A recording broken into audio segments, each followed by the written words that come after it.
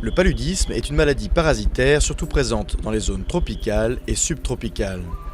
Les principaux symptômes sont fièvre, maux de tête, frissons et parfois vomissements et diarrhée. S'il n'est pas traité, il peut évoluer vers une infection sévère, parfois mortelle. Dans les zones les plus contaminées, la majeure partie de la population a acquis une certaine immunité à un ou plusieurs des 4 types de paludisme. Les crises produisent alors des effets atténués. Mais les personnes à risque, notamment les jeunes enfants, sont des victimes faciles. Il existe plusieurs molécules pour traiter les malades, la principale est l'artémisinine. Elle est souvent combinée à un autre antipaludique pour diminuer le risque de résistance. Les vecteurs de la maladie sont les moustiques du genre Anophèle qui agissent la nuit. Un insecte pique un individu contaminé et transmet le parasite au suivant.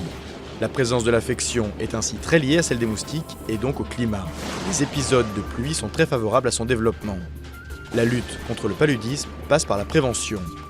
L'usage d'insecticides à effet rémanent dans les habitations et les moustiquaires imprégnés restent les principaux outils pour diminuer l'incidence du parasite. Dans les années 50, l'Organisation mondiale de la santé, OMS, a lancé une campagne visant à l'éradication totale du paludisme. En 2011, 3,3 milliards d'êtres humains étaient encore exposés à la maladie, selon l'OMS.